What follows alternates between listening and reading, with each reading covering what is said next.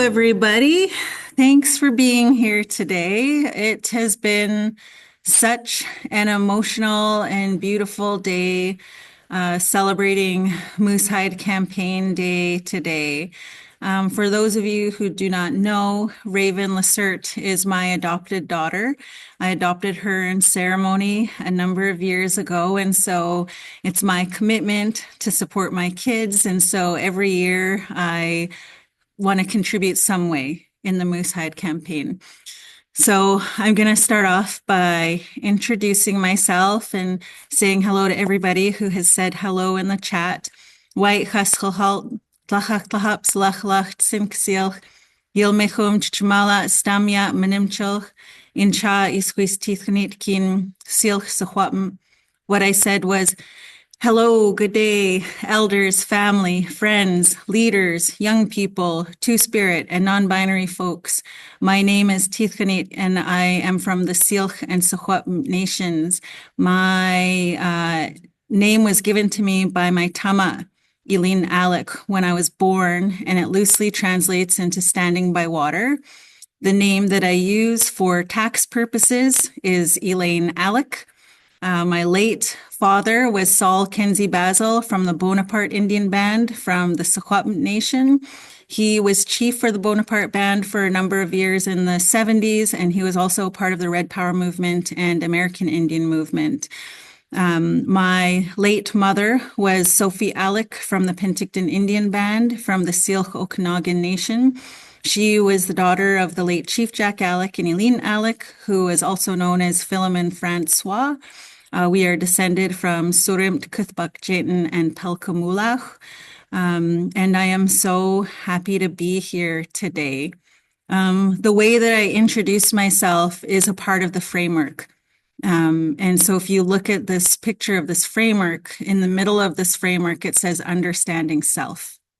And so understanding self is being able to answer some core questions that our people ask whenever we're governing. So whenever we come into a governing space, a decision-making space, there's questions that our elders will ask us.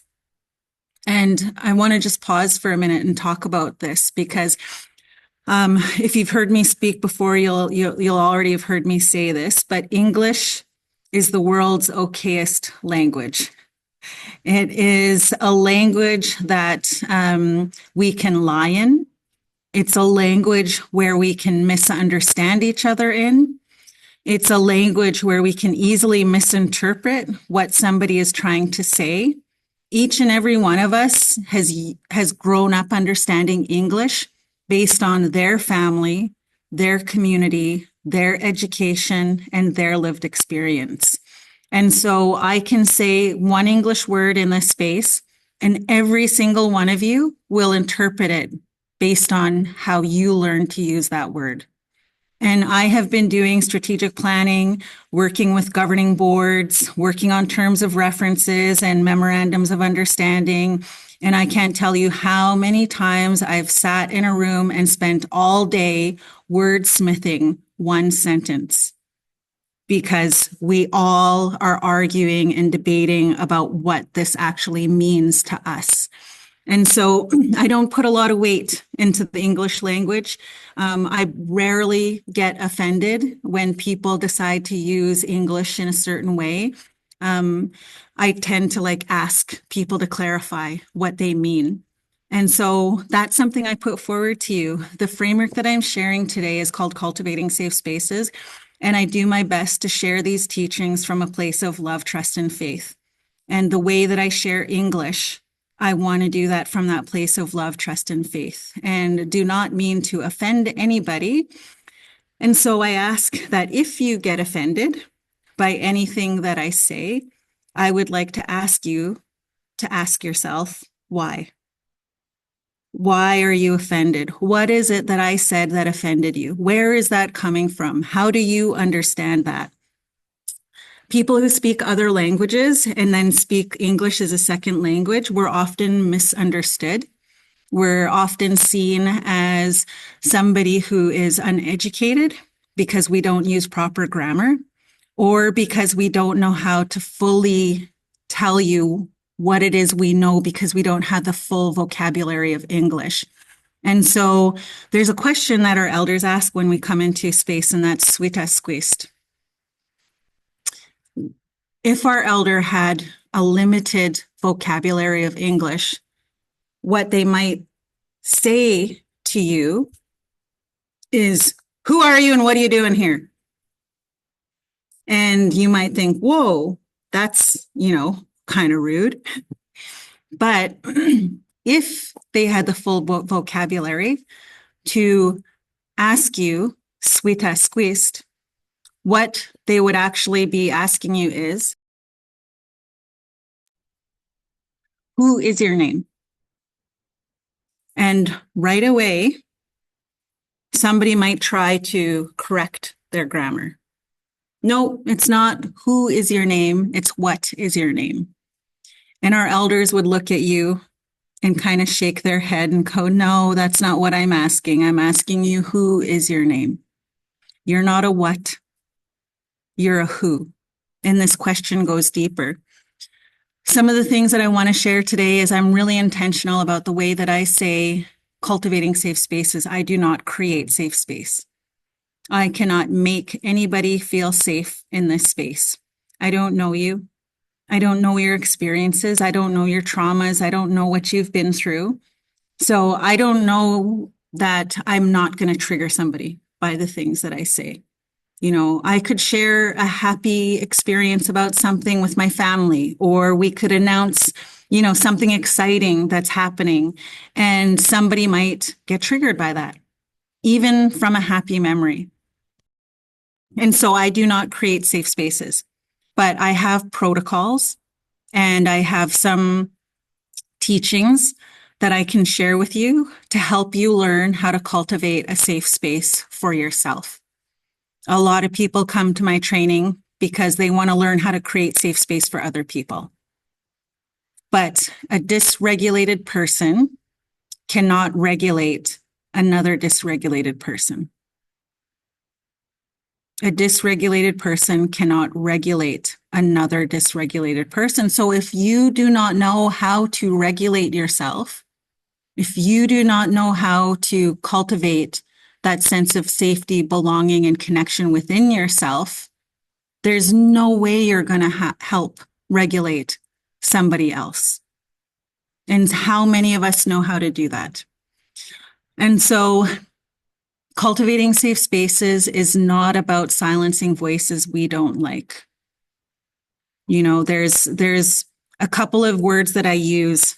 Colonial is a big word that I use over and over and over again, and decolonial. In cultivating safe spaces, colonial means this: anything made from a place of fear and control. That's it. In this space, when we talk about cultivating safe spaces framework, colonial is anything that is made from a place of fear and control. My decisions that I make every day, the rules that I put in place, the agendas, the policies, the process. Robert's Rules of Order is a really good example of fear and control as a way to govern. And so when we talk about decolonizing systems and policies and process and agendas, we have to do the opposite. How do we do this work? How do we make decisions? How do we create agendas? How do we run meetings? How do we look at policies and process that comes from a place of love, trust, and faith? I used to only say love, but I started working with corporations and governments, and they were like, do we have to say love? Is there something else we can use? And so I said, sure, let's throw in trust and faith. So every day when I do my work and every day I make decisions, sometimes as a parent, sometimes as a leader, I will ask myself, am I making this decision from a place of fear and control? Or am I making this decision from a place of love, trust, and faith? And so I'm constantly doing that. And so once you start asking yourself those questions, you begin to realize just how many decisions you make on a day-to-day basis from that place of fear and control. Everything, you know? And so I ask myself that. So I wanted to slow down and just talk about that for a little bit. That's what colonial means in this space. And so when we take a look at understanding self and we start to ask ourselves, Syilx, what we are asking you is, who is your name? Because colonial systems have done a really good job at making us believe that we have to be perfect performing machines here to do the job, never making mistakes. We have to be perfect performing machines here to do the job, never making mistakes. And so how does that apply to violence? How does that apply to violence against women and girls and to us LGBTQIA plus relatives? A lot of times in these spaces where we talk about violence, I've heard community members say, we just want Canadians to see us as human.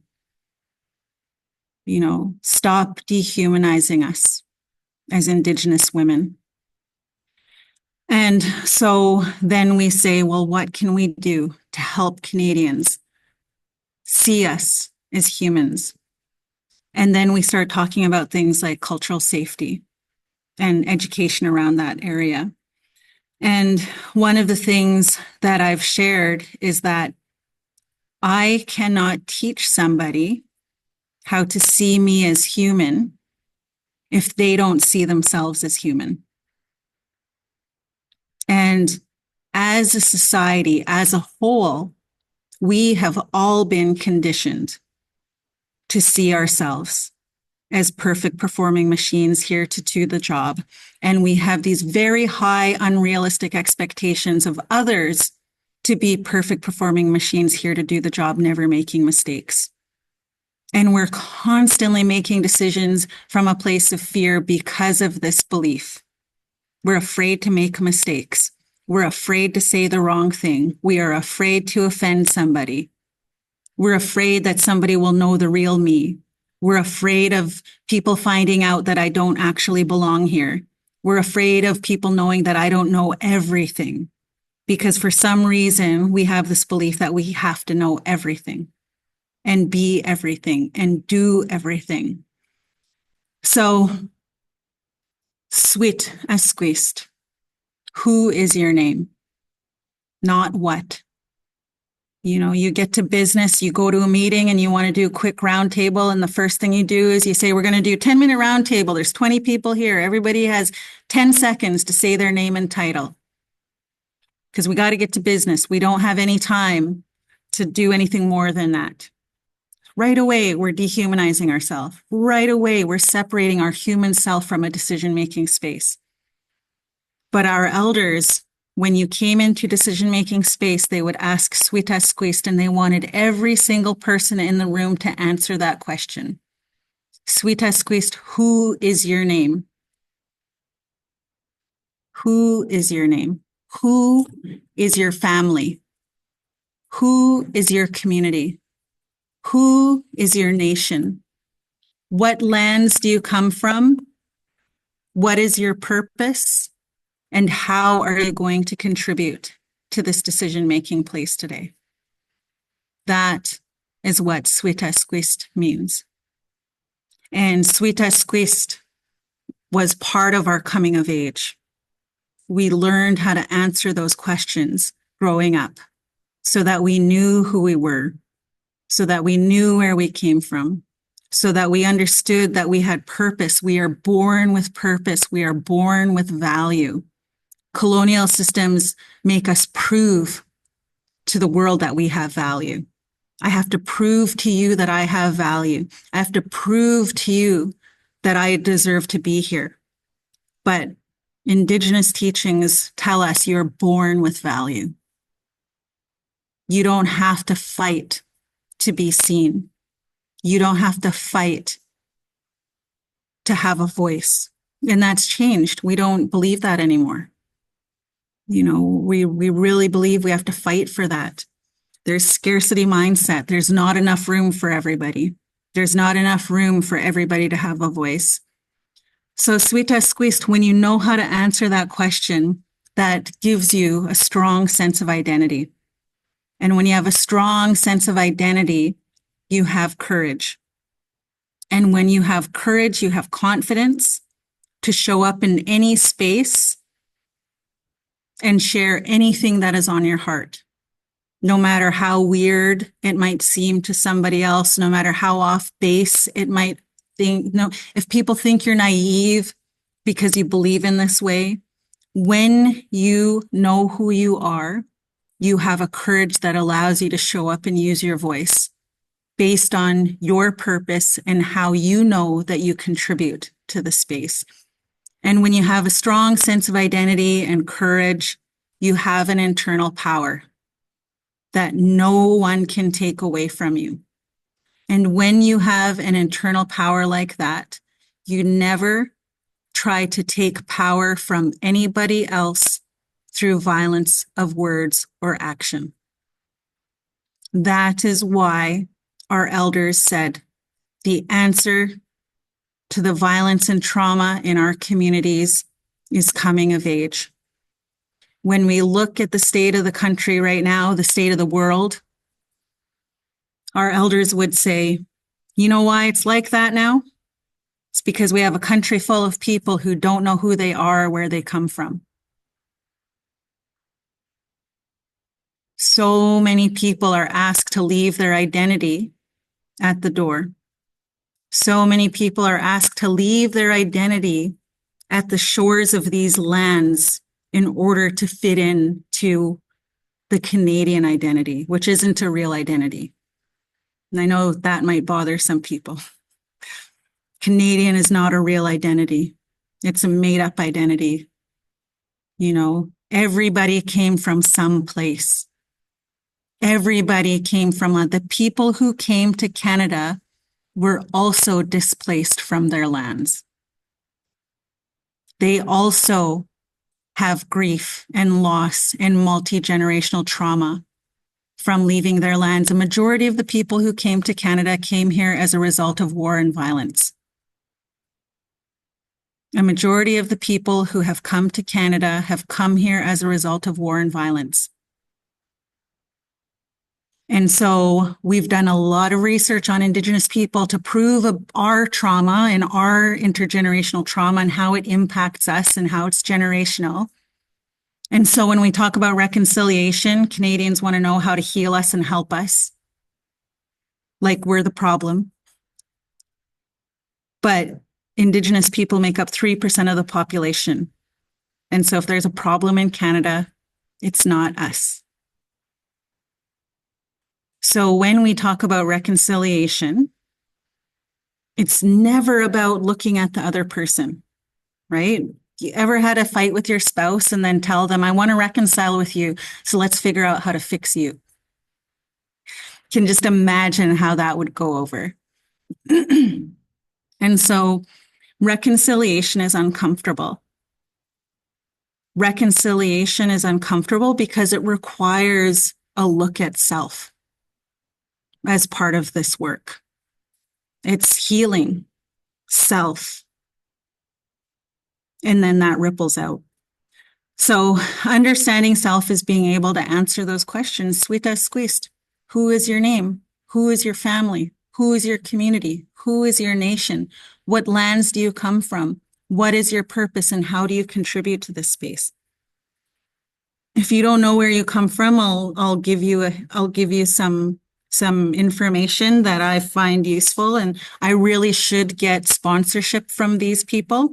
But there's this thing called ancestry.ca, and you can order it for like $99 on Amazon and spit in a tube and send it off and find out where you come from.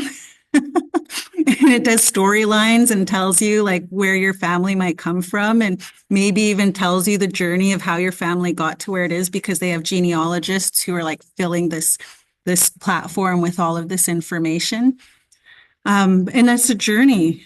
It's so important to understand that, Who are we? Why do we behave the way that we do? Why do we, withhold love the way that we do? Why do we think we're not allowed to have tears?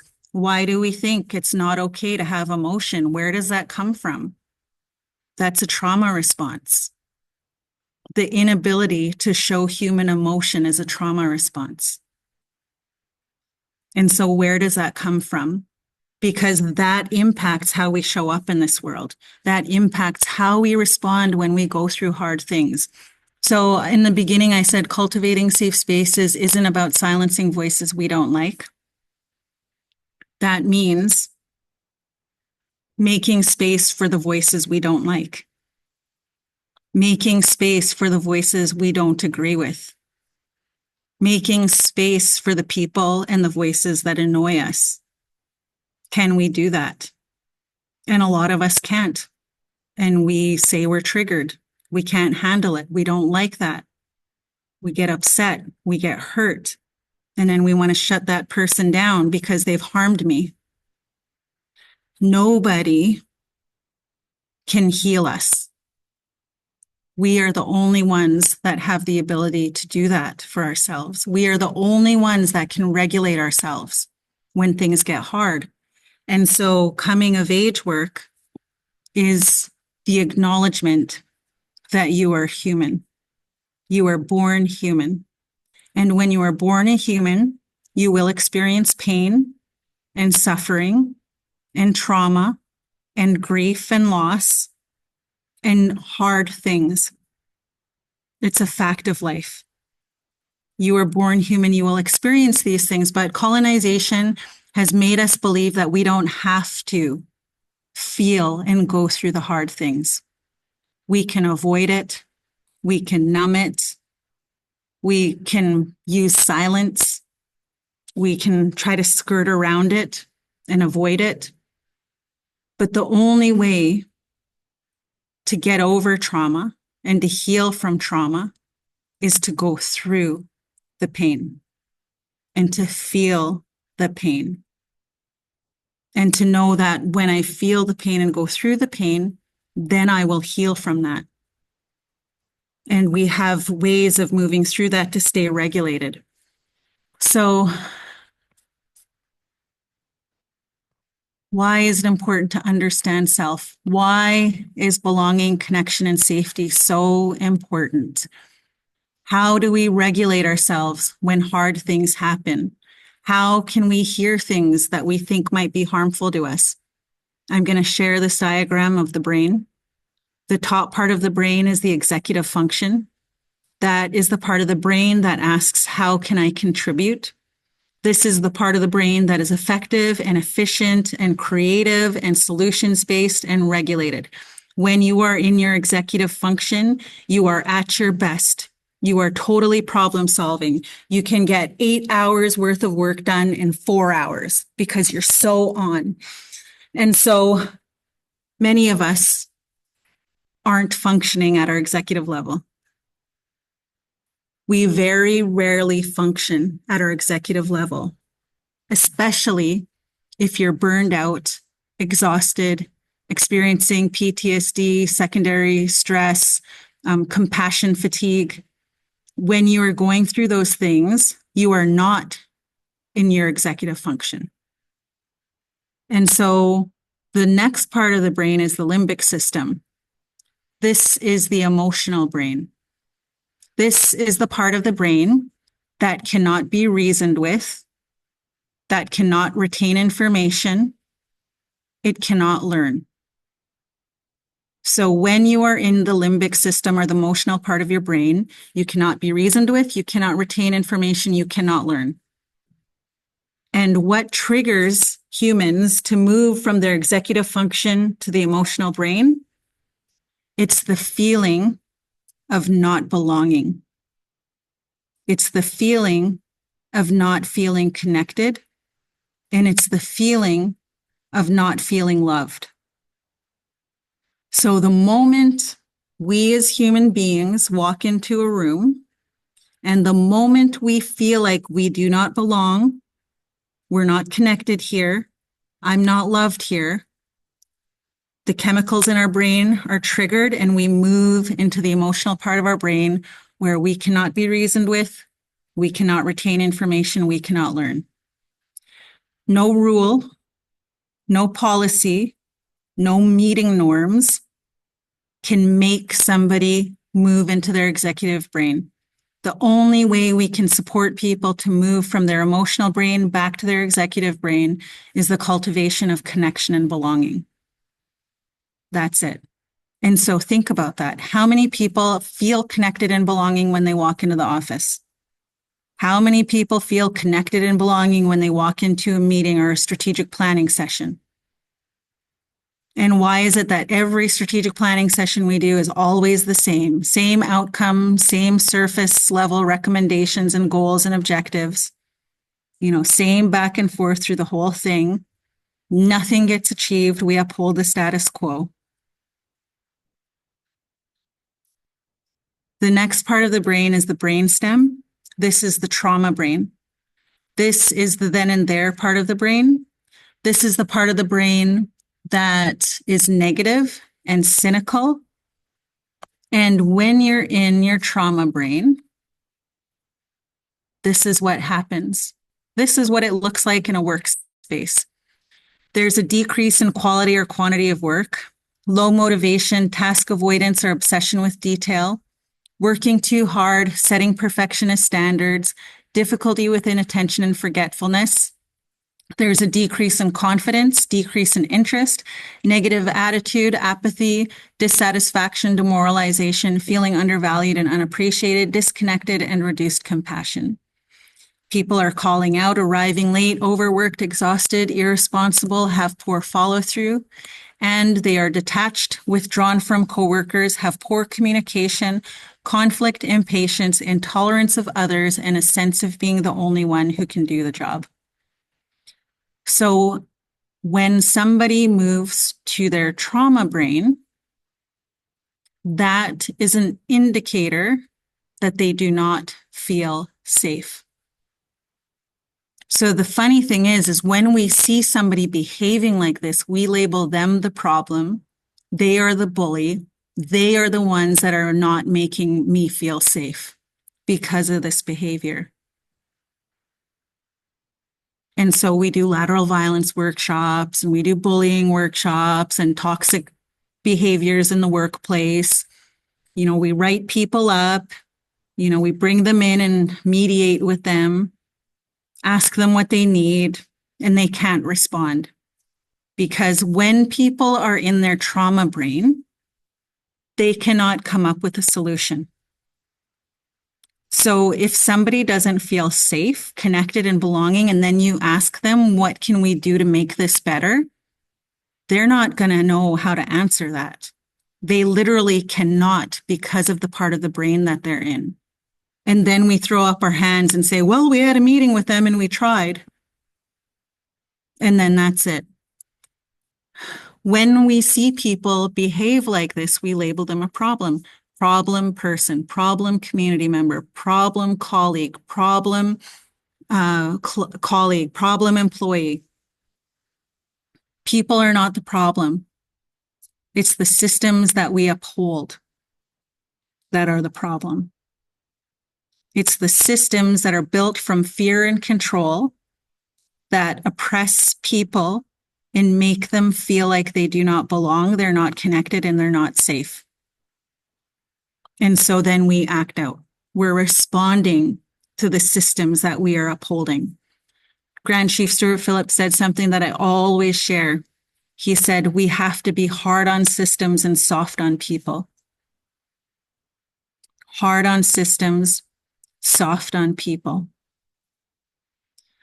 And so when we're in our trauma brain, when we're in our emotional brain, the only way that we can move back to our executive brain is the cultivation of belonging, connection, and safety. That's it. You cannot make people be better human beings by writing laws and policies. You have no control over changing other people. It is impossible. The only thing you have power over is yourself. Because you're going to walk out of your room, you're going to go out into the world, and you're going to run across somebody that's going to say something that feels like harm. You're going to go out in the world and somebody's going to say something that offends you. And you can't change that person. And so how do you respond when that happens to you? Do you know how to cultivate a sense of belonging, connection, and safety for yourself so that you can regulate your mind, body, and spirit to work from your executive brain where you are effective and efficient and problem solving? So I'm an Indigenous woman and I go into a lot of corporate government spaces, and there's spaces where people don't like me because I'm Indigenous, or people don't like me because I'm a woman, or people don't like me because I have tattoos, whatever. People are not going to like me. People are going to judge me and say things because of whatever. How am I going to respond? I could say I don't belong anywhere. Nowhere is safe for me. And so I'm not going to go into your organization until you make it safe for me. And people are responsible, you know, we want people to make places safer, but the reality is it's a long journey. It's a long journey to get to that place. It's a long journey, you know, for systems change to happen. So in the meantime, how do we respond? Do we know how to regulate ourselves? If I didn't know how to regulate myself and I went into a space, especially a government space, and somebody said something that offended me, I might move into the trauma part of my brain. I might feel small and insignificant. I might feel stupid, like I don't belong there. I might feel all of these things, anger, bitterness, a sense of injustice that moves me to the trauma brain where I become a problem, where I am negative and I am cynical and I am all of those things. And I'm not there to, you know, provide a solution. I'm there using shame to put people in their place instead. And then they move into the place of that part of their brain where they're working from fear. You know, everybody's working from a place of fear and nothing ever gets done. And so how do I do that for myself? I have to understand myself. I have to know who I am. I have to know where I come from. I have to know deep inside of me that I belong. Nobody can make me feel like I belong. Nobody can make me feel safe. Nobody can make me feel connected or loved. I have to know how to do that. I have to know how to feel those things, acknowledge it, and be able to move through that. Sometimes I can't, but I understand myself enough to know those moments when I cannot, when I'm too tired, when I haven't slept, if I've experienced a loss in my life, if something's been really hard, if I saw something on the news that triggered me and I can't come out of it, and I know that I'm in a bad place, and so maybe I should not go to that meeting because I won't be able to regulate myself. So I understand myself enough to know when I should be in a space and when I shouldn't. Am I going to this meeting from a place of ego or fear and control? You know, am I going there because I think I have to? Because I think I'm important and I have to be there, or otherwise the work's not going to get done? I'm the only one who can do the job. So when we start to think that I'm the only one who can do the job, that's an indicator you're in your trauma brain. When people say there's not enough time, that scarcity mindset, that means that's an indicator that you are in your trauma brain. And that's such a strong thing to understand for people, to be able to identify that. People can go for weeks in their trauma brain and not even know that they're there. And they're acting up and they're being negative and they're being snappy and, you know, they're trying to control things. And you're like, what's going on? And, you know, I'm late and I'm feeling unmotivated. I'm burned out. And when we're in that space, the only way that we can get out of it is cultivating belonging, connection, and safety for ourselves. And we have to understand ourselves enough to know when that's happening, when we can be there, when we can't. I'm not perfect. I can't always regulate myself, but I know that. And I admit that. And so the second question our elders ask us is stimas po'us. So in every governing space, we have to answer stima squist stimas, suita squist stimas po'us. Stimas po'us means what is on your heart.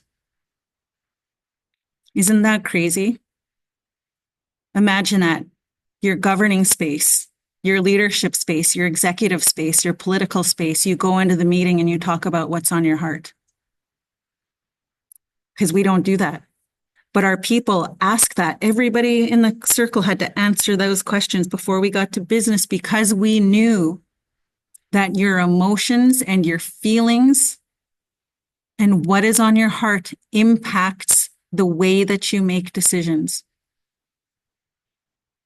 Being calm on the outside does not mean you're regulated. Just because you can maintain and control your emotions and keep them in and not cry or rage or get mad, that doesn't mean you're regulated. What is on your heart? Your grief, your sadness, your happiness, your anger, all of those things impact the way that you make decisions. There's a reason why you're not supposed to do important business within the first year of experiencing a direct loss in your family. Because of the chemicals in your brain. The chemicals in your brain are impacted for a minimum of 1 year when you're in grief. It's scientifically proven. Our people have 1-year protocols for a reason. And the other thing that's scientifically proven about grief is that one of the only things that heals and rewires and heals those chemicals in your brain so that you move into your executive brain more easily, one of the only things that helps us heal that is tears. That is scientifically proven. And so when we have to cry and have emotion, we need to let that happen. But colonialism tells us we're not allowed to have tears. Vulnerability is bad. Emotion is bad. If you want to be strong, you're not allowed to cry.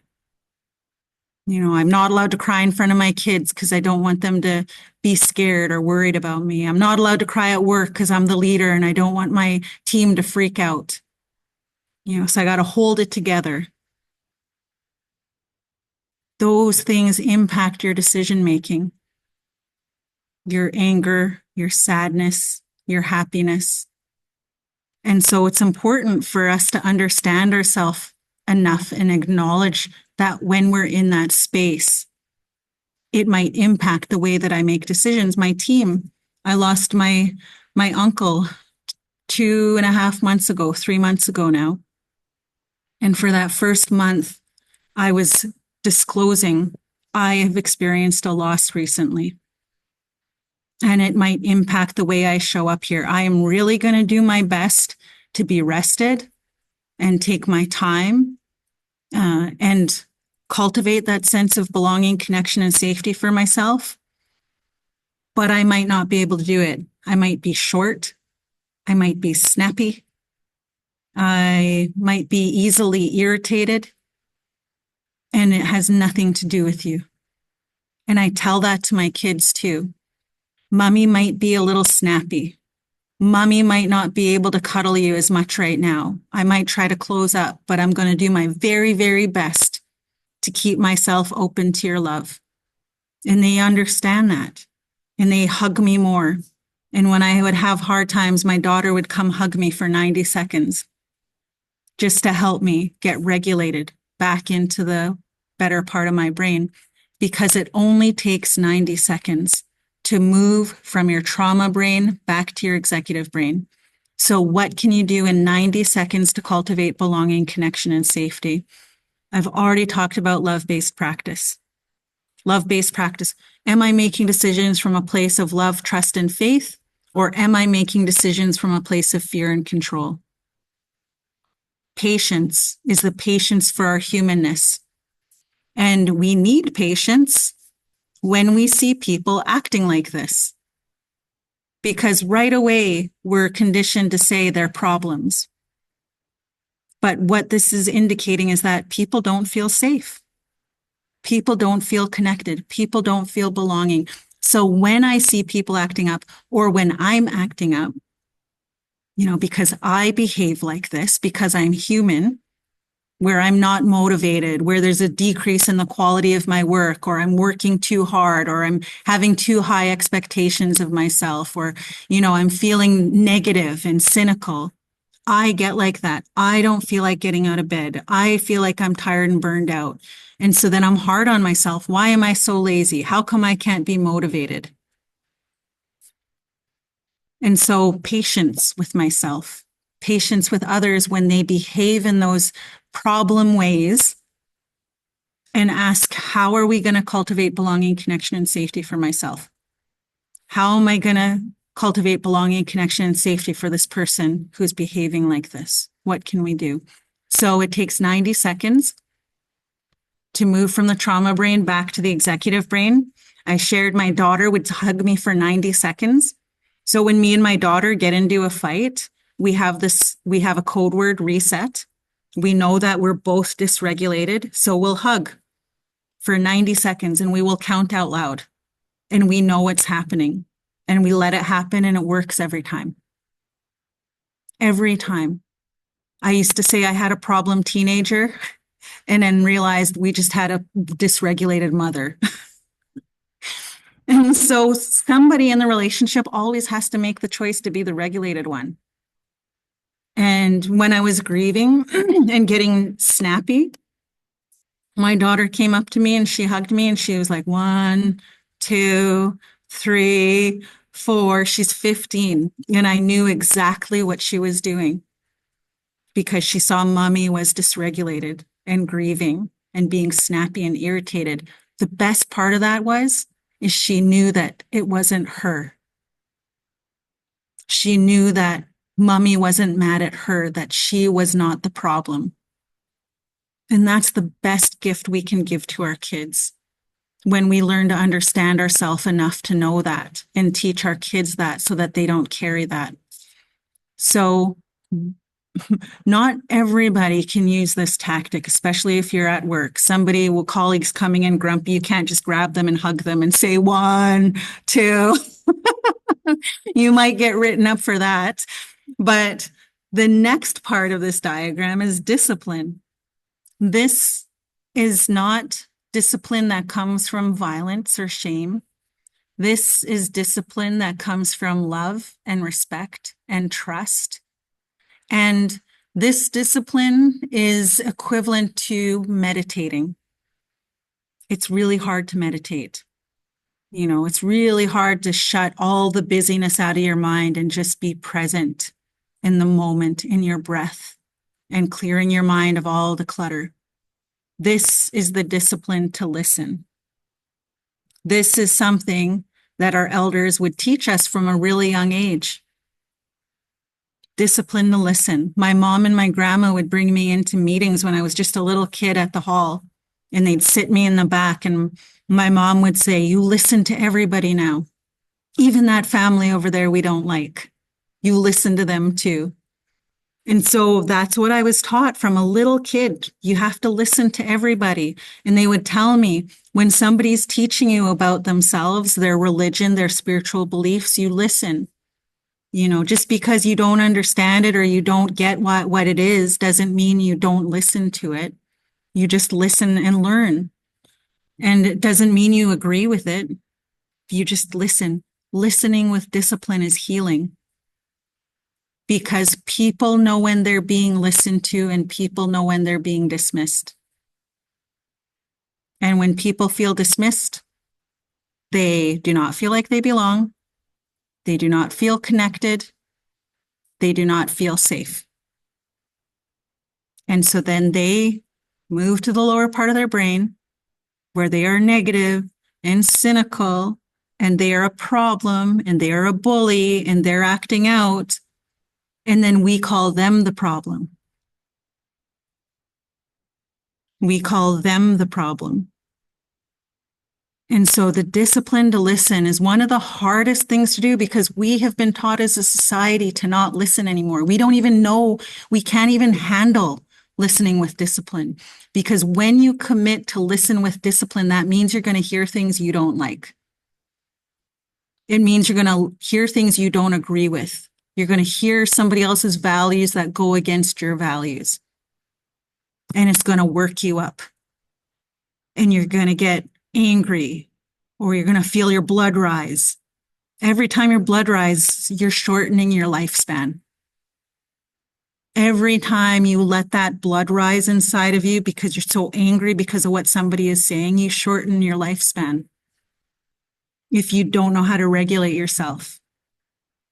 Listening with discipline is really hard because when you do that, you commit to hearing the things you don't like. And so you have to understand yourself enough to be able to listen and stay present. Listen and just listen to that voice as information. We don't know how to listen like that. Listening to a voice just as information. I don't agree with you. I don't even like you, but I can listen to what you're saying as information for me. And when I open my heart and mind to all of the voices, even the ones I don't like, that is information that turns to knowledge and wisdom so that I can make more informed, inclusive decisions. So it makes it easier to be in hard spaces because we don't know how to do that anymore. We get so scared and worked up to be in hard spaces where there's people who don't agree with us. And then we all trigger each other and it's a really tough space to be in. But listening with discipline gives you that knowledge and that wisdom to make better and more inclusive decisions. And when people know that they're being listened to, they can stay in the executive part of their brain so that they can be more solutions-based. When they feel belonging and connected in a space that even though their voice isn't like everybody else's voice, but their voice is still being heard, they are open to being reasoned with. They're able to retain what's being shared, and they can learn. And they can shift their thinking with the information they hear. But if you dismiss them just because you don't like them, they will respond to that. And they will shut down. And then nobody wins. Nobody gets ahead. We stay in this place of fear where we're upholding the status quo because we cannot get out of the part of the brain that is negative and cynical and hopeless and helpless. And so that is an introduction to the 4 necessary conditions for cultivating safe space. I'm going to quickly go through these next pieces. I'm going to share this with you right now. My trainings are 5-hour trainings. And so my 5-hour trainings go deep into the process. I have e-courses on our Cultivating Safe Spaces website. And I have 2 books that I wrote where I talk about a lot of this. And I say I don't do Q&A because I'm a storyteller. So that means if somebody asks a question, it'll take me 20 minutes to answer.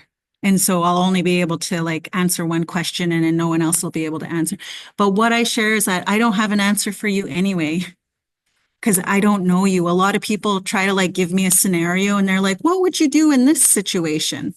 I don't know. I know what I would do, but I don't know what you would do. I don't know your life, your traumas, your boundaries, and how far you're willing to push things or how courageous you're able to be in a space or what that dynamic looks like. Only you do. You have the answer. The questions that pop up for people throughout this course go back to understanding self.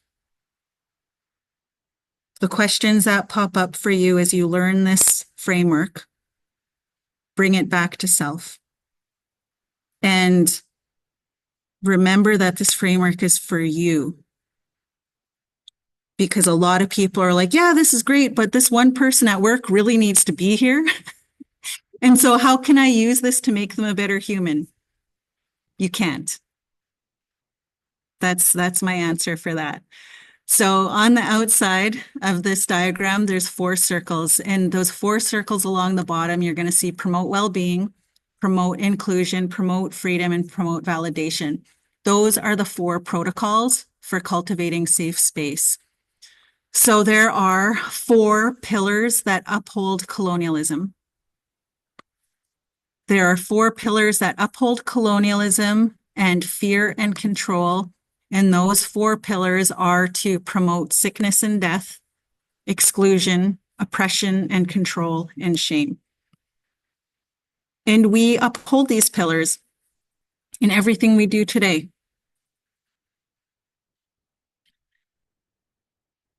We uphold them in our beliefs, in the way we work, in the way we show up with family, the way we write policies, the processes we put in place, the agendas that we develop, how we treat ourselves. I said in the beginning, we're really conditioned to believe that we're perfect performing machines here to do the job. How do we promote sickness and death? That's pretty harsh. How do I do that? How many people know they're going to be late for work and skip breakfast? How many people get so busy that they decide to work through lunch? How many people work at home remotely and go all day and then realize, oh, it's 2:00 and I haven't eaten yet? How many people do not like to drink water throughout the day because their bladders are too small and they don't want to be running to the bathroom every 30 to 40 minutes? So this is where I share this. There's a couple of things that the human body needs to live: food and water. And yet we forego our basic human needs to be productive. We prioritize productivity over our own human needs. That's how an example of how we promote sickness and death. And so how do I promote well-being? We cannot change or heal what we do not acknowledge. So one of the hardest things is to be able to look at this list and say, how do I uphold sickness, death, exclusion, oppression, control, and shame? Because only once I identify that, then I'm able to figure out how to do the opposite, to promote well-being, inclusion, freedom, and validation. And I ask teams to do this together. When I go out and I do work, I'll ask the teams, how do you as a team or an organization uphold these things? It's uncomfortable to talk about this because we're doing our best, but how do we do this? Because we can't change things if we don't acknowledge them. We have to talk about the discomfort. We have to talk about how we do this so that we can actually change it. And I can tell how deep a company or a group is willing to go to do systems change work by how they answer this. I shared a lot of the strategic plans I do are surface level Band-Aids. 25 years, I can probably look at your organization, not even step foot in it, write your strategic plan, give it to you, and you'll say, oh, yep, this is exactly what we need to do. And one of the top 3 goals of your organization is going to be improved communication. And the same problems, the same challenges come up over and over and over again, every 3 years, every 5 years, every election cycle. Why? Because we never get to the root cause of why we have problems within our organization. What is the root cause? How do we uphold systemic oppression? We do that by upholding colonialism and these 4 pillars. That is the root cause that we don't want to deal with. And so I will ask people, think about a time about when you felt this in your workplace. When was the last time you felt sick? And an example of what that might look like is imagine a time or remember a time when you really wanted to help somebody in your role or at your job, but then you couldn't because the policy didn't let you. How sick did you feel? Knowing you could help, there was nothing holding you back from helping but a policy. Policies, HR policies, especially human resource policies, were put in place to promote the effectiveness, efficiency, productivity, and profitability of an organization. They were not put in place for humans. They were put in place to support the idea of perfect performing machines. We're so conditioned. This is our life. We wake up, we have breakfast, maybe. We go to work, we have lunch, we work, we go home, we have dinner, we go to sleep, we wake up. We go to work, we have lunch, we go to work, we go home, we go to sleep, we wake up. Our systems have been in place for so long, we don't even need to function from our executive brain to live this life. And that is why it is so easy to control people, because we're all working from that lower part of our brain. And so decolonizing these systems means being able to take a look at how we uphold these pillars and start to do things different. So, when is the last time you felt sick, excluded, oppressed, or controlled, or shame at work? And when you think about that time you felt that, let's say it was shame, take that feeling of shame and ask yourself, is this feeling of shame tied to a belief, a policy, or a process? And then, oh, this feeling of shame was tied to a process we had to do.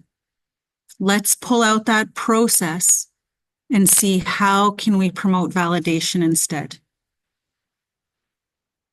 And so these are the 4 protocols for cultivating safe space. A lot of people want to skip the uncomfortable part of identifying the left side of the diagram and go right to, let's just ignore that and let's say, how are we going to promote well-being? How are we going to promote inclusion? How are we going to promote freedom and validation? That feels good. We can pull a lot of ideas from that, but it's just surface stuff. And so the last piece that I want to share with you on this diagram is in those 4 circles across the middle, you're going to see traditional, relationship, innovation, and action. Those are the 4 perspectives for cultivating safe space. And so the first perspective is tradition.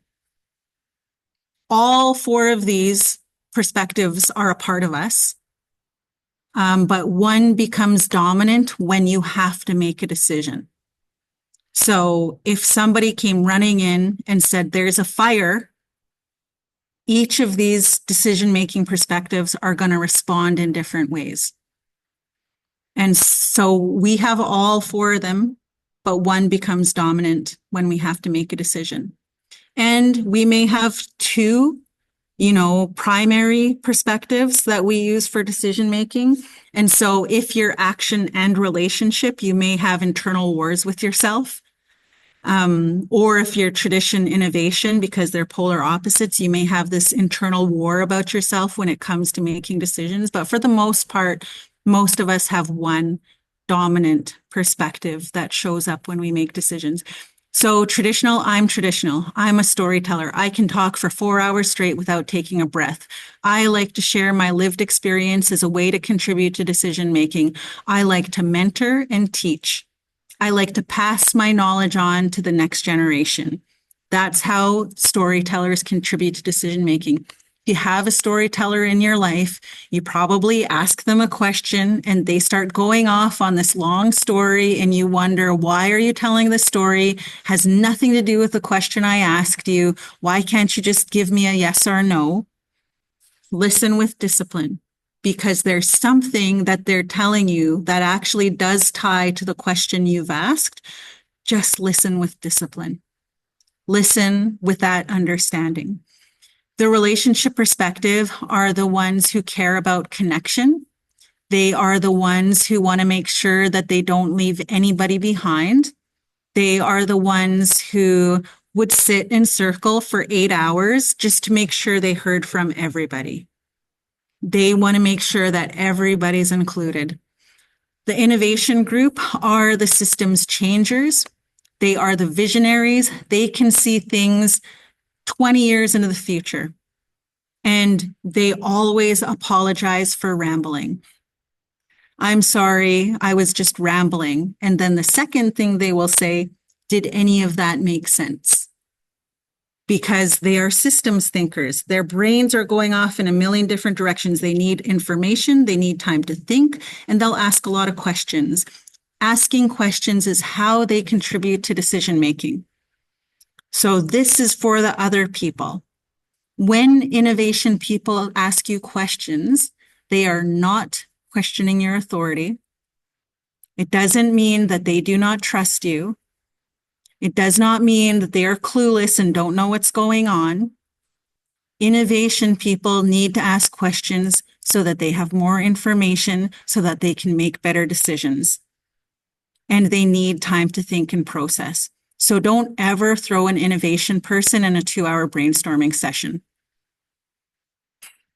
Give them a couple of days to think about what was talked about and then check in with them at the end of the week and say, so what did you think about that brainstorming session on Monday? And then maybe they will be able to give you a full, share of what it was that they thought. Innovation people's ideas are always parking lotted because most facilitators are action people or relationship people, and they can't see how this innovation person's contribution fits into the here and now. So they'll say, that doesn't really fit here. We'll put this in the parking lot for now. And we know that nothing ever happens with the parking lot. Innovation people are always excluded from decision-making spaces because we don't understand them. We don't get them. And one of the things that I like to share in this space, especially for youth, is that, innovation people are non-linear thinkers. They think in a lot of different ways. A lot of times they're seen like that's the hard way or that's backwards thinking or whatever. So many neurodivergent people aren't really they're not different. They're just innovation. It's just a way of contributing based on their perspective that doesn't align with colonial mindset. And so they're often excluded because they are the systems changers. And so one of my favorite feedbacks I ever had was when I did a CSS session for teenagers. And one of the girls said, what I learned from Cultivating Safe Spaces is that there's nothing wrong with me. I'm just innovation.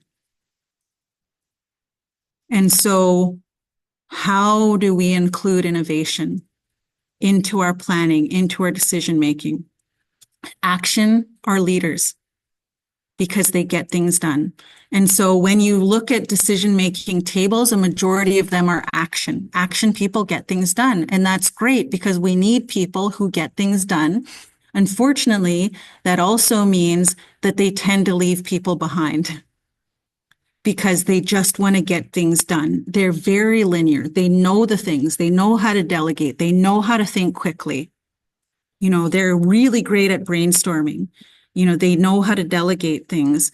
And so often organizations tend to have issues because it's the action group who put together an action working group because they get things done faster. They go into their working groups and they develop all of these things and they bring it back to the community or the organization. They say, here we go, here's our action plan. And then there's no buy-in, or people don't know how to pick up that plan and implement it. And so when that happens, the action people are like, what's going on? How come nobody's implementing our action plan? Oh, I know what we need to do. We need to spend another $120,000 and put together an implementation plan. You would not need an implementation plan if you included all perspectives. So for leaders who are action people, that means you should be able to pick up your plan and look at it, and there should be parts of it that you don't understand or get. And as a leader, you're going to have to be okay with that because leaders think they have to know everything and understand everything. But the parts that you don't know or understand in that plan are parts that your team members know and understand. And when they are able to contribute from their perspective, they will know how to implement it. But it's really hard for other perspectives to implement another perspective's vision because that's not the natural way they make decisions and do things. And so understanding that discomfort and not knowing something is not bad. Unlearning that. Because colonialism makes you think you have to know everything, be everything, have the answer to everything, understand everything. That's what makes a good leader. And that is impossible. And that's why we have so many people using the term imposter syndrome. Because there's this belief that we have to know everything. And if we don't, then we shouldn't be in this position. But if you are truly inclusive, that means you're going to have to be okay with not getting something, not having the answer, not understanding. And when you do that, you can trust that your team will carry the work forward, even if you don't know or understand how and why they're doing it that way. So each of these perspectives needs something different to feel belonging, connected, and safe. If your action, there's certain things you need to feel belonging, connected, and safe. Just because it makes you feel safe doesn't mean it's going to make someone else feel safe. Relationship people love to do circles and hug and share personal stuff.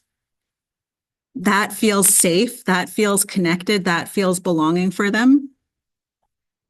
That is not action or innovation. They do not feel safe or connected or belonging in that space. Some of them might if their relationship is high, but most of them need other things. And so when we think about cultivating safe spaces for others, it's not just one way of doing that. And understanding that you might do your very best to try and cultivate a safe space for the people around you. But what makes you feel safe isn't always going to help someone else feel safe.